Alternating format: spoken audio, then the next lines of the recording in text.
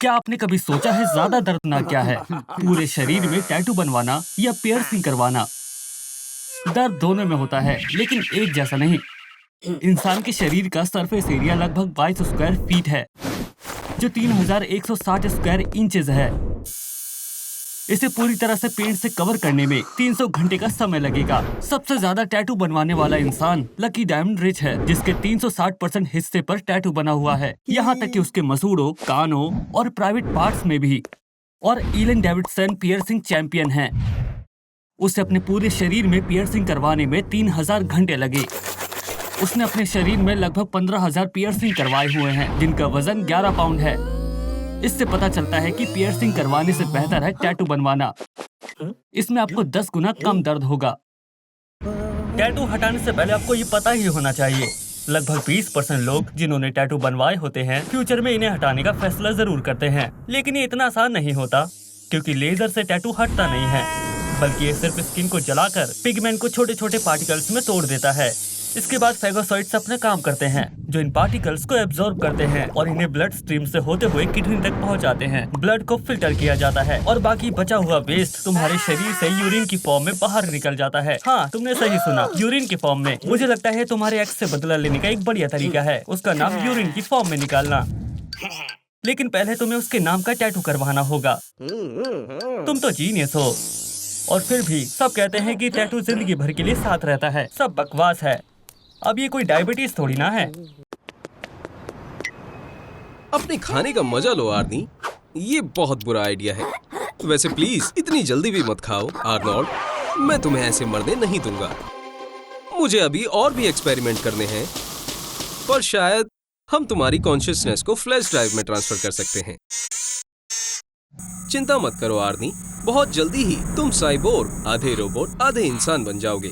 फिर तुम्हें किसी चीज से डर नहीं लगेगा, सभी तुमसे डरेंगे। हस्ता ला विस्टा बेबी। चिंता मत करो आर्नोल्ड, हम सारा डाटा तुम्हारे ब्रेन में ट्रांसफर कर देंगे। वैसे ये इतना मुश्किल भी नहीं था, सब कुछ एक फ्लैश ड्राइव में डाल दिया है। मैंने कुछ नए फीचर्स भी डाल दिए हैं। आर्नोल्ड, अब तुम कैलकुलेटर के बिना ही सारी मैथ्स प्रॉब्लम सॉल्व कर सकते हो। आर्नोल्ड, अब तुम दोबारा अपनी नॉर्मल जिंदगी की शुरुआत कर सकते हो और अब तुम्हें ज्यादा पिज्जा खाने की वजह से पेट दर्द की भी चिंता करने की कोई जरूरत नहीं है। ये बहुत ही सुंदर, बड़ी अच्छी सब्जियां हैं। हे, स्टोर में खाना बंद करो। ये सब्जियां जीएमओ, जेनेटिकली मॉडिफाइड ऑर्गेनिज्म हैं। इस टमाटर में सिल्कवॉर्म जीन है और तुम्हारे आम खीरे में जेनेटिक तौर पर इंसानों वाली 40% सिमिलैरिटी है। लेकिन डरो मत, जीएमओ डरावना नहीं है और मुझे पता है कि ये तुम्हें कैसे साबित करना है। चलो तुम्हें जेनेटिकली मॉडिफाई करते हैं आर्नोल्ड। अब हम पेंटागन की सबसे सीक्रेट लेबोरेटरी में हैं। वो यहाँ जीएमओ सोल्जर्स बनाते हैं। CRISPR-Cas9 एक नई टेक्नोलॉजी है जो एक ऑर्गेनिज्म के डीएनए को दूसरे ऑर्गेनिज्म के डीएनए में डालने के काम आती है। एक आम फिश के अंदर बायोलुमिनेसेंट जेलीफिश के जीन्स डाल दिए, अब वो एक ग्लो फिश बन गई। सब्जियों को लंबे समय के लिए और अच्छे स्वाद के लिए मॉडिफाई किया जाता है। लेकिन तुम्हारा क्या आर्नोल्ड? क्या तुम लंबे होना चाहते हो? हम माइकल जॉर्डन के जीन का इस्तेमाल कर सकते हैं और हम तुम्हारे पसीने वाले जीन को हटा देंगे ताकि तुमसे इतनी बदबू ना आए। और मिलिए आर्नोल्ड 2.0 से नई जिंदगी की शुरुआत हो चुकी है। पसीने के बिना लोग बस में तुम्हारे साथ बैठेंगे और तुम्हारे पड़ोस की ग्रैंडमा तुम्हें छोटा सा रेड हेड लड़का नहीं बुलाएगी, अब वो सिर्फ रेड हेड लड़का बुलाएगी। हाँ, जेनेटिक इंजीनियरिंग अभी इतनी परफेक्ट नहीं है, लेकिन ये फ्यूचर जरूर है। हे, ये क्या हो रहा है आर्नोल्ड? क्या तुमने लैब से सारे सिरिंजेस चुरा लिए हैं? क्या अच्छी खुशबू के लिए तुम खुद में स्ट्रॉबेरी जीन इंजेक्ट करना चाहते हो और अच्छे बट के लिए कॉर्की जीन? ऐसा मत करो आर्नोल्ड, रुको। हे भगवान, ये क्या हो गया? मैं गलत था। जेनेटिक इंजीनियरिंग सिर्फ ऑर्गेनिज्म के लिए ही नहीं बल्कि पूरे शहर के लिए भी खतरनाक है।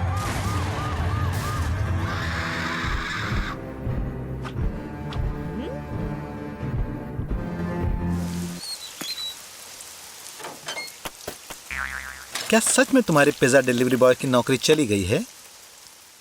अब जरा सोचो, अगर तुम्हारे 2 सर होते तो तुम बहुत मशहूर होते, तुम्हारी जिंदगी कई ज्यादा दिलचस्प होती, तुम होशियार होते और आखिरकार तुम अच्छे से बाइक चलाना सीख पाते। देखो, बिल्कुल वैसे ही इंसान, सर्कस रिंग का मास्टर। हे भगवान, क्या लॉयन ने सच में उस 2 सिर वाले इंसान को पूरा खा लिया? नहीं, लगता है सिरों को कोई नुकसान नहीं पहुंचा। लेकिन अब क्या होगा? क्या सीजन का सबसे बड़ा शो कैंसिल हो गया? हे, लगता है मैनेजर की नजर तुम पर आ गई है और वो तुम्हें अपने शो का हिस्सा बनाना चाहते हैं, लेकिन सिर्फ तभी जब तुम इन दोनों नए सिरों को अपनी बॉडी पर लगाओगे। तुमने हमेशा से इसी का सपना देखा है ना? खैर, क्योंकि तुम राजी हो तो तुम्हें इस होने वाली सर्जरी के बारे में थोड़ी जानकारी होनी चाहिए। 1908 में चार्ल्स गाथरी ने पहला कामयाब हेड ट्रांसप्लांटेशन किया था। हालांकि उन्होंने ये डॉग्स पर किया था। उनमें से एक सिर को डॉग के गर्दन पर उल्टा सिलकर लगाया था।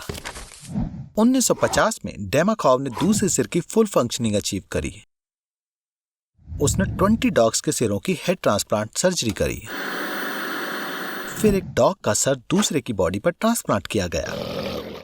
और फिर एक मंकी था जिसने ट्रांसप्लांटेशन के बाद डॉक्टर को काटने की कोशिश करी।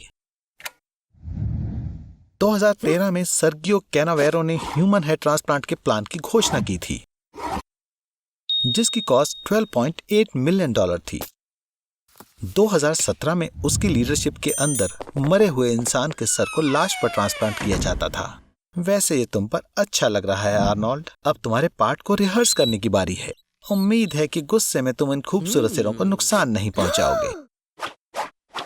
तुम्हें अपनी यूनिसाइकिल को स्प्रिंग बोर्ड पर जगल करते हुए बर्निंग हूप से गुजरना है।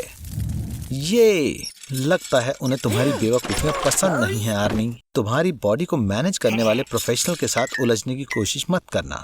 तुमसे बस इतना चाहते हैं कि तुम परफॉर्मेंस खराब मत करना। ग्रैंड प्रीमियर, सभी की आंखें तुम पर हैं आर्नोल्ड। आज तुम शो का सबसे जरूरी हिस्सा हो। सब अच्छे से करना दोस्त, तुम बढ़िया कर रहे हो, बस थोड़ा और क्या वहां पर टगाया है? क्या वो तुम्हें देखने आई है? नहीं, अपना ध्यान मत भटकाना। अभी नहीं आर्नोल्ड। कितना बेवकूफ है। जेंटलमैन बनने की कोशिश में तुमने खुद को और सच्चे भाइयों को शर्मिंदा कर दिया। ये इस सर्कस की अब तक की सबसे बड़ी नाकामयाबी थी।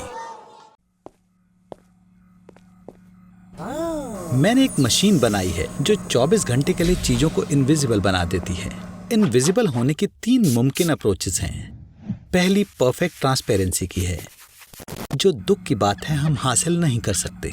दूसरी कैमोफ्लेज है, जब ऑब्जेक्ट से निकलने वाली लाइट रेज उन रेज के कॉरेस्पॉन्ड होती हैं जिन्हें हम ऑब्जेक्ट की गैर हाजिरी में देखने की उम्मीद करते हैं। ठीक यही मेरी मशीन करती है। और तीसरा और आखिरी तरीका, जब किसी ऑब्जेक्ट को एक मेटा मटेरियल में घुमाया जाता है, एक इनविजिबल हैट की तरह, जो लाइट रेज के रास्ते को बदल देती है ताकि वो अनचेंज रहें। अब हम ये पिज्जा पर ट्राई करेंगे। अगर सब काम करता है तो वो पिज्जा होगा जो आप अपने दोस्तों के साथ शेयर नहीं करोगे। ठीक है, मैं पहला स्विच फेंक रहा हूँ। क्या तुम जानते हो कि पहली 3 डायमेंशनल इनविजिबिलिटी 2008 में कैलिफोर्निया की यूनिवर्सिटी के ग्रुप द्वारा प्राप्त की गई थी। उन्होंने सिल्वर माइक्रोफाइबर का एक मेश बनाया जो लाइट रेंज को रिफ्लेक्ट या एब्जॉर्ब नहीं करता था। परिणाम स्वरूप आंख सिर्फ कैमोफ्लेज्ड एंटिटी वाली इकाई के पीछे की चीजों से रोशनी देखती हैं। अब दूसरा स्विच। हिलो मत आर्नोल्ड। रुको, तुम क्या? ओह, तुम कितने नासमझ हो। मैं तुम्हारा सिर उल्टा कर दूंगा। पर लानत है, मुझे नहीं पता कि तुम कहाँ हो। इस टोपी को पहनो ताकि मैं तुम्हें देख सकूं। ठीक है, तुम्हारे पास 24 घंटे हैं। तुम क्या करने वाले हो? ये बहुत बुरा आइडिया है। म्यूजियम 1 घंटे में बंद हो जाता है। जाओ, कोने में जाकर छुपो और इंतजार करो और अपनी हैट उतार दो, बददिमाग आदमी। तैयार हो जाओ आर्नोल्ड। जरूरी चीज जाहिर है ना पकड़े जाना है। आर्नोल्ड, जाने का समय हो गया है। यू नट्स, तुम्हें बस ट्रिपल कलाबाजी करनी थी और तुमने उसे फिर से खराब कर दिया। खैर, अब तुम्हें अपनी जान बचानी है आर्नोल्ड। ये एग्जिट पास में ही है। चलो भी आर्नोल्ड, तुम ये कर सकते हो। बेवकूफ, लगता है तुमने हीरे की ग्लास कॉपी चुरा ली। खैर, मुझे कहना होगा कि ये घटनाओं का बहुत अजीब मोड़ है। हालांकि सच कहूं तो ये काफी लॉजिकल है कि असली सुरक्षित रहेगा। अब तुम्हें खूबसूरत टग आय का प्यार कभी नहीं मिलेगा।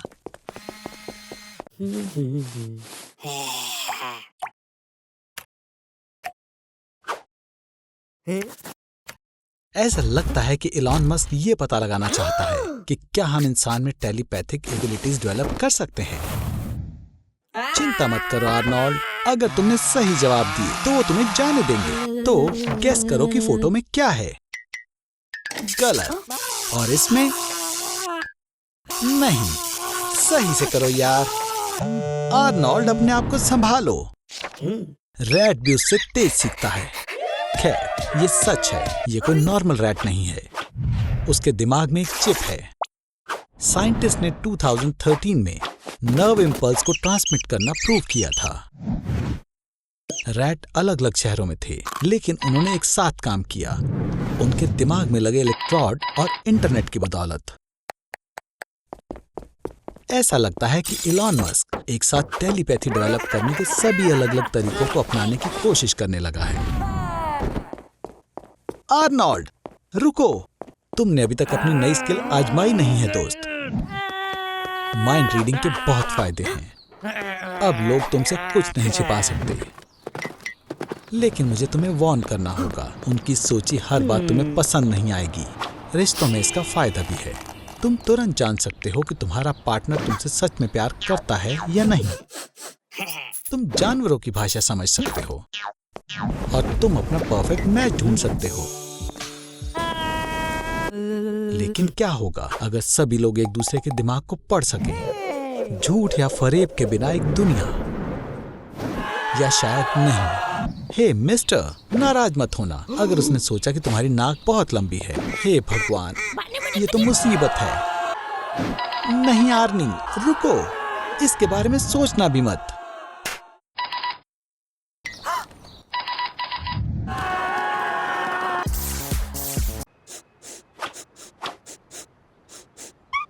क्या तुम लॉटरी टिकट खरीद रहे हो? ये स्मेल कैसी है? तुम्हें बदबू नहीं आ रही? ओह, ये बहुत बुरा है। किसी बदबूदार जानवर से टकराने के चांसेस किसी लॉटरी में ग्रैंड प्राइज जीतने से 10 गुना ज्यादा हैं। आर्नी, मेरे पुराने दोस्त, मेरे यार, तुम्हारी किस्मत अच्छी है कि डॉक्टर ने तुम्हें कुत्ते की नाक लगाकर तुम्हारी सूंघने की शक्ति को बचा लिया है।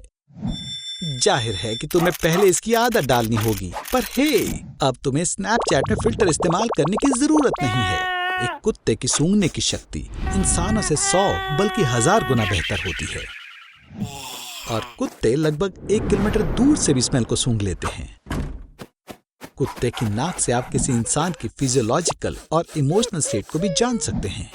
हालांकि बेहतर होगा कि आप किसी क्लीनिंग प्रोडक्ट के पास ना चले जाएं। विनेगर, अमोनियम और क्लोरीन की स्मेल कुत्तों के लिए अच्छी नहीं होती है। वुप्सी, डेजी, आर्नोल्ड, मेरे ख्याल से तुम्हें यहाँ से चले जाना चाहिए। काफी कूल है। हाँ, कुत्ते मैक्रोसोम्स होते हैं। इसका मतलब है कि वो स्मेल की दुनिया में ही रहते हैं। उनके लिए सूंघना इस तरह से है जैसे हमारे लिए देखना है। तो एक कुत्ते की सेंस ऑफ स्मेल होना भी इतना बुरा नहीं है ना आर्नी? तो ऐसी नाक के साथ तुम सबसे डिलीशियस पिज्जा को ढूंढ सकते हो, और या साइकिक होने का नाटक करके लोगों को पैसों के बदले में ढूंढ भी सकते हो, या फिर किसी किंग के बॉडीगार्ड होने की जॉब भी कर सकते हो। पर रुको, तुम फिर से लॉटरी टिकट खरीद रहे हो? रुको, सुनो, तुमने कुछ सुना?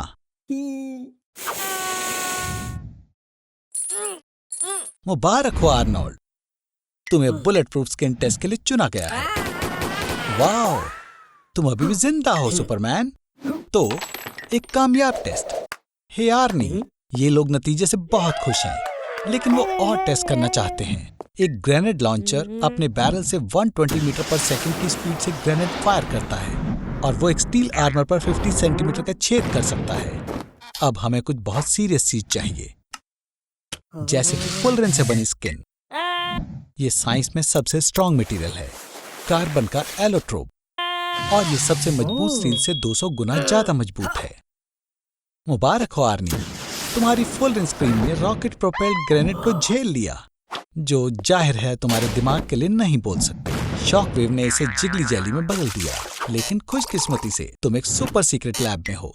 सही बात है आर्नोल्ड, निकलने का ये सही समय है, क्योंकि देखा जाए तो अब ऑटोमेटिक वेपन्स तुम्हारा कुछ नहीं बिगाड़ सकते। यहाँ तक कि गला घोंटने पर या फिर एक कार से टक्कर खाने पर भी तुम्हें कुछ नहीं होगा। लेकिन तुम्हारी हिम्मत, आर्नी तुम रोंदू हो, जिसकी वजह से ये मुमकिन नहीं है। लेकिन इसकी बजाय मैं देख सकता हूँ कि अब तुम पूरे स्टील के बन चुके हो।